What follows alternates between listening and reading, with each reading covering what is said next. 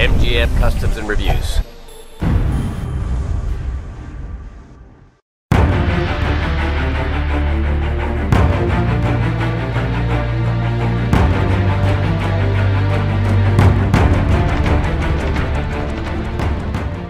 What's going on, guys? It's Michael MGF, and today I'm going to be doing a review on the LEGO Star Wars Summer 2013 HH-87 Starhopper. The set number for this one is 75024. The recommended ages are 8 through 14, and the piece count is 362. This set retails for $49.99 in US retail stores, and that is what I picked it up for at the LEGO store. And after a 3-week absence without these reviews, I am back on track here, and started off, we've got the HH-87 Starhopper, which is exclusive to Walmart and the LEGO store, if I'm not mistaken.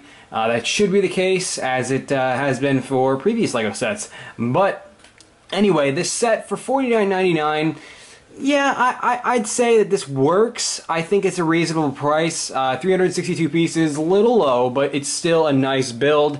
I'm not gonna lie, it's not exactly the most appealing LEGO Star Wars vehicle that we've gotten, but it's still pretty cool. It's still semi-accurate, out of scale, of course. But really, I think the reason that we're in it for this set is simply for the 3 minifigures included. We finally get a Nikto guard, and I know that's one of the more unimportant minifigures to you guys, but we do get Obi-Wan Kenobi disguised as Rako Hardeen, and that was an awesome story arc, so I'm really glad that we do finally get him, and of course without a helmet, but I guess that's where customizers step in. Anyway, we also do get Cad Bane with the outfit that he wore in that story arc, so pretty much it's really great to get a Rako Hardeen and an updated Cad Bane, and that's honestly the only reason I was interested in this set, and as I'm sure that's the reason for most other individuals. But without further ado, let's go ahead and take a look at the minifigures included with this set. Alright, so starting off with Rako Hardeen, and obviously this is Obi-Wan disguised as the bounty hunter Rako Hardeen, and that might be a spoiler. I'm not sure if you would have watched the story arc by now from the Clone Wars. It was back in 2011, I think.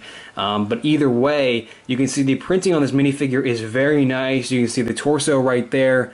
Has a great level of detail on it with the jacket that he wears, and what's really useful about this minifigure for customizers like myself is the fact that you have olive green components such as the arms and the legs, and the legs are very admirable because they have the gold printing on them, and then you can see the dark brown that is surrounding the gold printing is very detailed with some certain, you know, black strokes within those, so it's very nice, and I especially like the knee pads on the legs there, and the face is very nice. It's honestly exactly what I would have hoped for the design of Rako Hardeen. You can see he has the eyes, which are the animated, you know, Clone Wars style eyes, and those came out very nice. And you have the 5 o'clock shadow on him, along with the tattoo, which is very, very nice looking, and it's very accurate and just generally the perfect representation of Rako Hardeen's head. And then you can also see the back printing. There is a little like strip of printing on the back of his head, which is honestly, in my opinion, is completely unnecessary, but doesn't matter, doesn't really add anything, doesn't take away anything. The back of the torso is a little bit simple, a little bit too simple, because the front of the torso has a ton of detail, while the back is just lacking and doesn't have any sort of wrinkles within his jacket or anything of that nature, so that's a little bit disappointing. But then you can see the blaster is pretty nice. It's the basic long rifle that we always get with LEGO sets, but it has this black connector on it. But at least it's not like the Clone Troopers with their recent blaster rifles, which have the giant connector piece. But I just still think it's better if you just remove the black lightsaber hilt that the LEGO group has included at the end of the blaster rifle. But you know them, when it comes to this, they're just like Ariel from The Little Mermaid, and they're always like, I want more!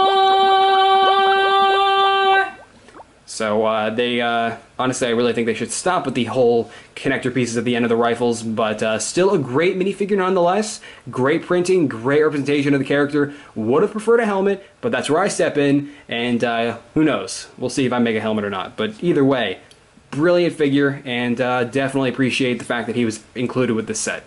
Cad Bane. I am glad that we got a new Cad Bane, but I'm not glad that this figure is under-detailed. Unlike Rako Hardeen, he doesn't have any printing on the legs, the hands aren't blue, and he doesn't have accurate pistols or pistols for that matter. It's a great minifigure. The hat is always great to see again, and the head especially is also very nice. It's a great head, definitely better than the first one, as the shape of the eyes are actually correct this time around. But the problem with it is the legs don't have any printing, but honestly the main problem is we get a standard blaster with them. This really isn't that big of a deal, but the pistols that were included with Jango Fett, even though those were inaccurate too, it would have been more appropriate for Cad Bane. But either way, you can see, I'm not sure if he used the 2 pistols in the Clone Wars Season 4 or not, but either way, I still think 2 blaster pistols would have been better. The printing on the torso is very nice. It's nothing too insane, but the strap is very nice on the front there, as is the continuation of it on the back. But once again, nothing too insane on the torso here, and I really would have preferred blue hands for Cad Bane. Brown hands. I don't believe he was wearing gloves that completely encase his hands, or if he was wearing gloves at all, so I really kind of wish that we did get blue hands with Cad Bane, but if you can get blue hands from Bricklink, I definitely think it's an easy fix, and I would have preferred a little bit of leg printing. Doesn't have to be anything insane, maybe just some wrinkles on the legs, or you know, just some simple black lines, such as like the printing that we've been getting with Jedi recently. But either way, it's still great to see Cad Bane again, especially with this outfit that he wore in Season 4 of the Clone Wars. The Nikto Guard. These are this is a species that has been in Star Wars since the beginning.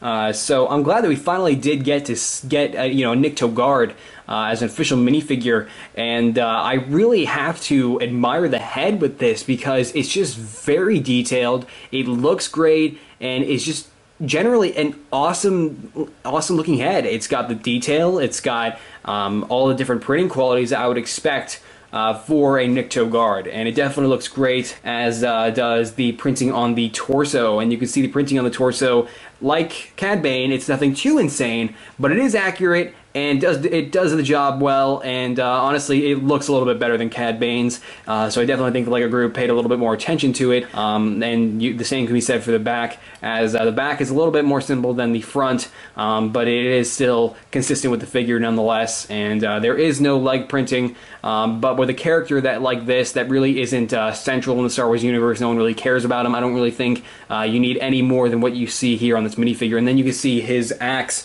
is very nice, or his weapon, whatever you'd like to call it. It's pretty much just a basic Lego spear piece with a axe piece attached to it.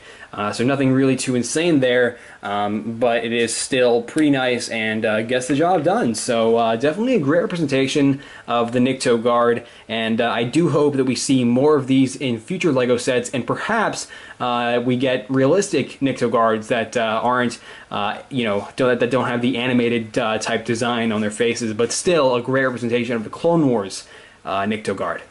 Okay, and now on to the Starhopper. Now, before anything, I want to go over a few things with the accuracy to the vehicle. It is accurate, of course, like all LEGO Star Wars vehicles, it is out of scale, but this vehicle in particular appeared in Season 4 with the Zygerian slave story arc, and this was used the most by the Zygerians, and we also saw it in the episode Eminence with Darth Maul and Savage Opress and all that. So it's used by various different organizations, mainly organizations that are the bad guys. So just a little thing I wanted to fill you in with there, but there are a total of 6 stickers on this vehicle.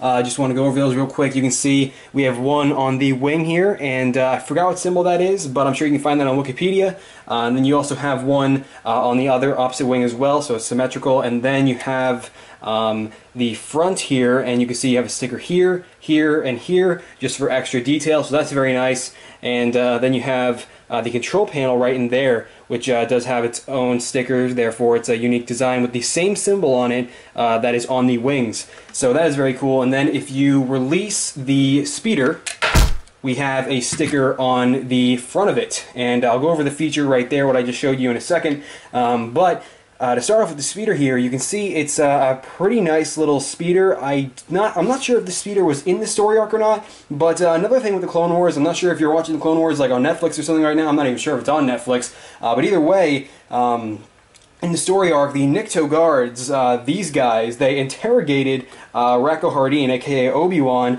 to find the location of Moralo Evol and Cad Bane.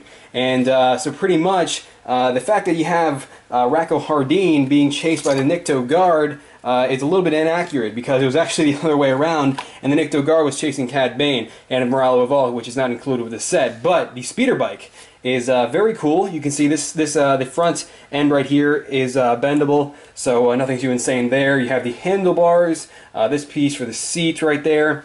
You also have really, honestly, that's it. There's nothing much going on with the speeder here. You have some available studs for extra minifigures. With all those studs there, you can seat about 3 more minifigures aside from the one who's piloting it. And in this case, just like the box art, we're going to have Racco Hardeen pilot it. And of course, this is Obi-Wan. So I'm going to call him Racco Wan Kenobi. I think that works. But either way, you can see a minifigure does seat very nicely on the speeder bike. So pretty solid design, just nothing revolutionary in terms of design for these sets. But the HH-87 Starhopper is really nice. Of course, I already went over the stickers, but we'll start off with the general shape of it. The shape of it is very nice, very accurate. The wings are a little bit, they have a lot of exposed studs, a little bit more so than what, you know, like for my taste, but still very nice regardless, and I really like the sloping effect right here. And then you can see the engines on the back there, which are using some disc pieces and some translucent green pieces as well, so that's very nice. These things sticking up here, I'm not really sure if those are part of the wings or not, but you can see they can bend a little bit, and what you're seeing there are their limitations, and of course that is the same for the other one as well. And if we go ahead and open up the cockpit, you can see you have 2 hinges right here, which are secured in very nicely. This will not break at all whatsoever. You just bend it up, and inside you have a very spacious cockpit. Of course, it can only seat 1 pilot, but it is still very nice regardless. So we can go ahead and take the Nikto guard, and we can just bend his legs just like that in a sitting position, and then just have him pilot the Starhopper. So it's definitely a pretty cool cockpit, and I definitely like when cockpits are spacious and not all cramped up. But you can see the wings can bend as well, and you can see right there that is their limitations. That's as far as they can go. So pretty cool. Nice to have some additional posability, and you can see we have some flick-fire missiles, of course, right there. And you can pretty much, what I like about this, and what I like, I really like it when the LEGO group does this, is when they add a mechanism for the flick-fire missiles. I'm not really fond of flick-fire missiles, but when LEGO adds a mechanism to them, it makes them more effective. I'm honestly more than happy to have them on the model. So pretty much you just go ahead and push these, and you don't have to push them both at once, and you can just pretty much flick them very easily. They're not even really considered flick-fire missiles at this point, but obviously that is what they are. They use the same design. But yeah. And then, of course, you can do the same on the opposite side. So this time, I guess we can go ahead and push both of them out. So definitely very nice design there. And yeah, so I really like when LEGO actually adds a mechanism to the flick-fire missile features that these LEGO Star Wars sets have. And then you can see this whole section right here with this wing and this whole like center, this piece on the side here. This is all locked in. You see this little piece right here. Well, when you slide this piece in, and that's pretty much it. You're not going to get that out without some pliers, so pretty much during the building process, if you make a mistake with this section here, and you put that, when you lock that piece in, you're not going to get it out very easily. Just wanted to kind of mention that there. But then the primary feature with this set here is the fact that you can go ahead and, I got to pull them off the speeder bike here, so let's try to do that with one hand. But pretty much, if you go ahead and take the speeder bike included with the set and attach it to these 2 studs here, you have these 2 available studs. You can see the mechanism in there. This little piece will come down once I activate this little tile up here and release the speeder bike once it's attached to those studs. So pretty much you just take this tile right here, press it down, and the speeder bike is released.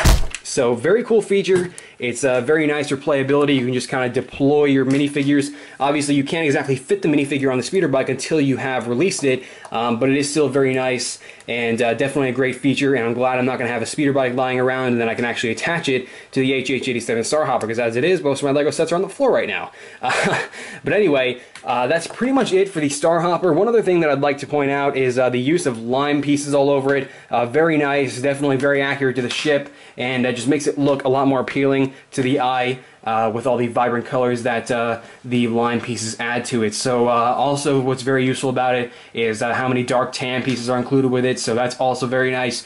So really useful color scheme to those of you who are interested in this set for the parts and building a mock, and I really hope I didn't miss anything, and I think that's pretty much it for the set. Here's a look at what it looks like on the bottom if you didn't see it already. So a very nice model overall, and yeah, so let's go ahead and take a look at the instruction manual, the extra pieces, box, all that stuff before concluding the review. So the cardboard of this set is imprisoned, and when you first get it is pretty nice. You can see it says includes 3 new and hard to find minifigures. It's not hard to find if you have a Walmart or a Lego store near you, but definitely nice box art. You can see the planet that the whole scenario is taking place on. That's actually now Hutta, so that's pretty cool. And yes, that's actually a planet, even though it sounds like the the name Jabba the Hutt. You can see the top here has the actual size reference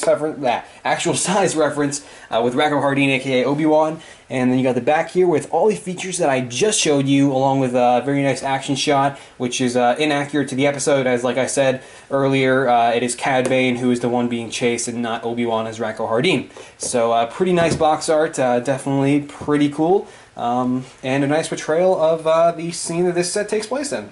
So we only get one instruction manual with this set, and that is appropriate given the low piece count of like 362. And you can see we get no advertisements or checklists for the rest of the LEGO Star Wars Summer 2013 line, as this one, along with the Old Republic set, the Defender class cruiser, are exclusive sets, and therefore we're not pictured on those checklists and advertisements. Therefore there's no point of putting advertisements in that don't actually feature the set that you just bought. So pretty simple build. It's only about 67 pages, so really nothing too complicated at all. It's very simple design, very simple build, and just a very nice instruction manual overall.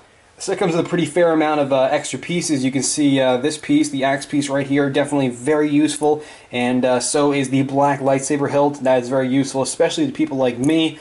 So very nice little assortment of extra pieces that come with this set. So let's go ahead and finish off this review.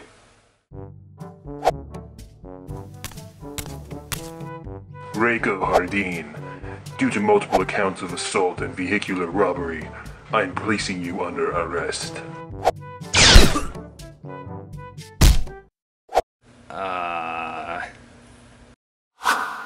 Time to go, Hardeen. Yay! Alright guys, so that about concludes the review on the HH-87 Starhopper, and really glad that we got this set. Of course, for the 2 minifigures included, I would have preferred a helmet with Racco Hardeen, but still a very solid set. And honestly, the ship itself is a little bit forgettable. It's not exactly, like I said earlier in the review, the most appealing vehicle we've gotten of the summer line, but it's still pretty cool regardless. And I definitely recommend this set to everyone and anyone who are fans of Star Wars: The Clone Wars, as if you watch Season 4, this one is absolutely one you're going to want to get. But other than that, I think that's about it for this review, guys. If you enjoyed the review or found it informative, be sure to leave this video a like below, as it really does go a long way. A lot of work is put into these videos, and your support is very much appreciated. And also, you can follow me on Twitter and Facebook. Links to both of those are always in the description below as well. There I post all kinds of updates and photos of what I'm up to and what's to come on this channel. So I definitely recommend that if you enjoy the content that I put out.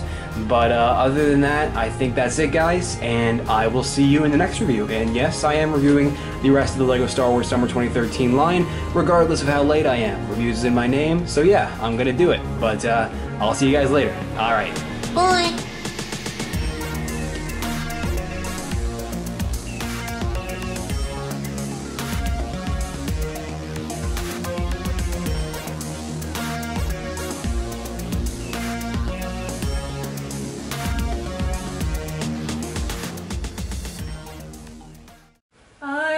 No, you can do it. Do it over again. Promise you're gonna have to. Yeah, I'm not. Pretty simple. It's just a 6-page build. It's nothing really. 6-page build, really? There's a big difference between 6 and 67. The instruction manual is. Why is it not focusing? Gosh damn it.